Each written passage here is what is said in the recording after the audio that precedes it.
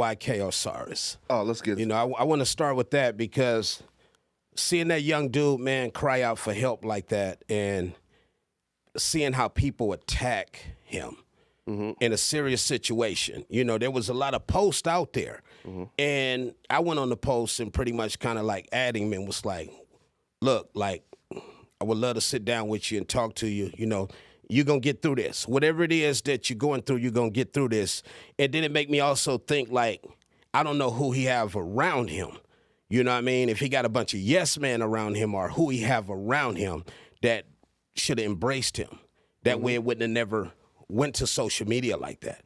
Yeah. Obviously, I guess he felt like, and I don't want to be hypothetically speaking, but obviously he must have felt he didn't have anyone he could actually talk to, or he would have picked that phone up and talked to him. But it's crazy because I went on a lot of the, you know, the posts that I seen, even the No Jumper posts, and I add him in the posts, and it's just crazy how, you know, people was, oh man, your name is OG Suicide, man. You might make him want to kill himself. I don't know if that's gonna be a good look for him. But then there was a lot of people came on there that knew who I was and what I stood for. Yeah. And a couple of cats, you know what I mean, a couple of them I didn't respond to because they didn't even have enough followers for me to even reply. Clowns. With clouds, you know, with no face. You know, that's like talking to the wall expecting it to answer back. Yeah, bots and trolls. No, so when I first seen that, the first thing that like grabbed my eye was when he said, yo, my baby mama told me I'm a nobody, my career ain't going nowhere,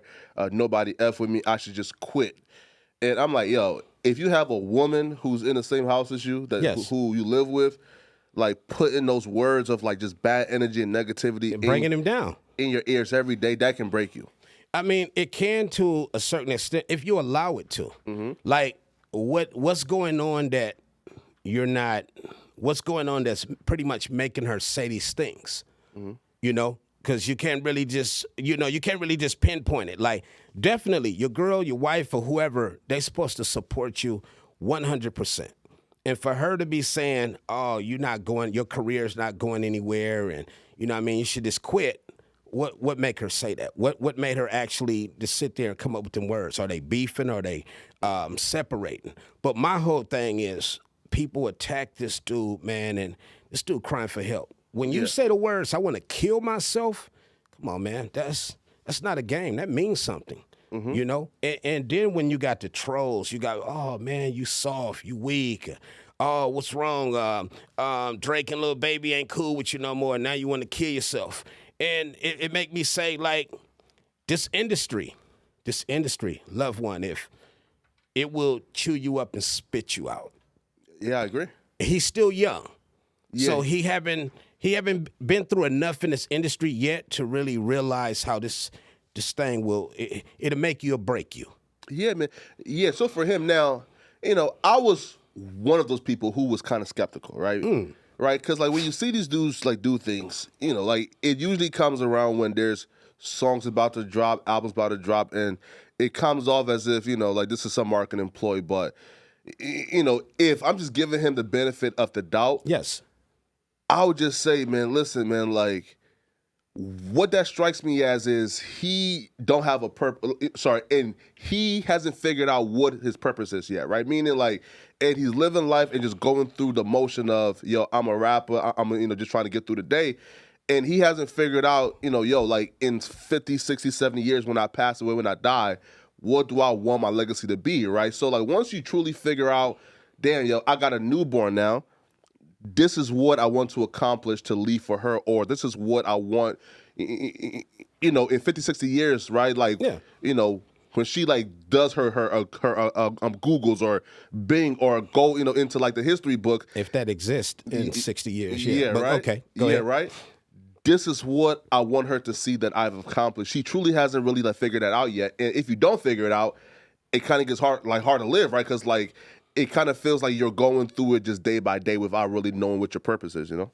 But he's still young. Yeah, very young. So, I mean, you normally don't actually know what you actually would consider your legacy that you want to leave when you leave here until you really hit that 40-plus bracket. He's still young. He's still finding himself. You know, he's still trying to pretty much figure it out. And it's all about too, man, who you have around you. You know, that your support is really come from a lot of the people that you have around you, and if you don't have that support around you, then this is what, you know, the results is going to be. Like I said earlier, it's like it make me ask, you know, I would love to ask him, like, you know, who is he surrounded with? Like, do you have a bunch of yes men around you, or do you really have anybody around you you feel like in a situation? Like, who can I talk to? Like you, for instance, like if you was going through it and you like, dang, man, I'm not feeling it. Like, stress is on you. You're depressed. You got to always have somebody you know that you could call at any given time that you can speak to him in that situation. I feel like he don't have that. That's the reason he went to social media. Yep. He had to. He said that, yeah. Well, I didn't see that. Okay. I didn't see that. I'm going off what from it, you know, what I see. Just like when I went through my situation of, you know, wanting to leave here. You know, I was well respected in the hood, in the streets. And for me to come at my OGs and be like, man, I'm thinking about killing myself. It was like, it was one of them things to where it's like, I don't want to approach them and tell them that. Yeah, right. So like speaking on that, I like heard though, if you like tell them that, right, right, you know, that like they will like DP you, right. Who told you that? Well, whoever told you Wax that. said that. No, if you tell somebody you want to kill yourself, they're not gonna DP you. Yeah, they're supposed to embrace you. Why would they DP you? Yeah, that's gonna really make you want to kill yourself afterwards. Like, man, I just tried to cry out for help and express myself, and I got DP'd. No, that's not how it worked, loved one. Yeah. No, here, right. So like, I definitely get that, right. And like, I you know, like I was just kind of confused as like, because Ray J was really going through it. Just Ray J as well, going through it, family. You right. know? You feel me? And he came online and said, you know, like he not supposed to do that, and if he come back to the hood, you feel me? You know, like just based on where he's from, they owe him that, right? But yeah, he's from Carson. Yeah, man, bro. But Ray J too, man. Yo, and like I'm seeing like a trend now, right? It's like when they're dealing with like female issues, that's where a lot of trauma is coming from, right? Is females, part of it? Yeah, it's females tearing them down, bro. Like, how do they get past that though? Like, is it just getting rid of the female? How do you make a female, you know, like stop tearing you down? Or I mean, my thing is, if you got a female that's supposed to be in your corner, she's supposed to be the one that help you get up. Yeah. When you fall down. And if you don't have that, and you don't have somebody really 1,000% in your corner, it don't matter. Your baby mama or a female that you've been with, why are you still with her? If she's tearing you down, what's the purpose of y'all? What do y'all have? Where's the relationship? Yeah. You can tear yourself down, so you don't need nobody tearing you down. Dealing with, just being in the industry and dealing with a lot of fakeness that go on in this music industry, you know, it tears people down. You know, they put so much into and so much trust into certain people, then people would, man, they turn on you fast, family. I'm telling you, right? Because like you know, especially when it comes to like as an artist, yes, right? Like everybody, because like Osiris, he was bro. He was hot, bubbling. You know, I believe in like 2018, right? Yes. Right with I'll give you the world, baby girl. Yeah. He was hot. And then now, whereas like he has pretty much no new music out, you know, he's cold. He's not doing no shows. Even academics act like, damn, bro, like how is he making money? Because he's not doing no shows. He has no, right? So like, but that don't mean the royalty stop. Yes, that's true. You know what I mean? That don't mean he's still streaming. Yeah. You know, it don't matter. Doing features. You don't know what he's doing behind the scene. He could still be doing features, you know, and getting paid from that. Or the streams. He's still doing numbers. Yeah. I'm sure he's still doing numbers. Nah, but you gotta you gotta stay consistent. You definitely gotta keep putting stuff out. Because once you put a record out and that record is hot and it makes you got to have a record better than that one to follow up with.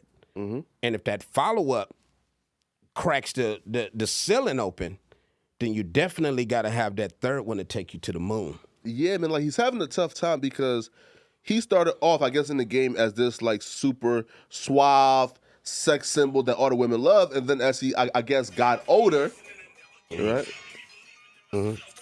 I like that song, man. What's that called? Oh, that's Never Give Up by me. Oh man, not been facts, right? But like when like, he got older though, he kind of like took on like the court gesture role, right? Where like a bunch of these like rappers who were bigger than him will like bring him, like on their IG live or in their crib, and like he would just be like a court gesture for them, right? Like for example, Drake brought him in his crib, and Drake put him on like IG live and told him sing, right? Like, so when I see that, like those, like like those bonds, and like it don't seem but like. Is that a bond? Is that a true friend, or is that you being a puppet?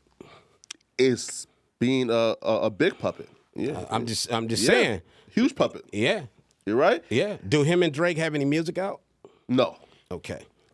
Exactly my point, right? So like it kind of feels like he's being, I guess, used and passed around, and now Drake and Lil Baby don't mess with him no more after they pretty much embarrass him and tarnish his name, And he realized that, and like I said, he put so much, you put so much trust into people, man, and sometimes when you're let down by certain people, it hurts.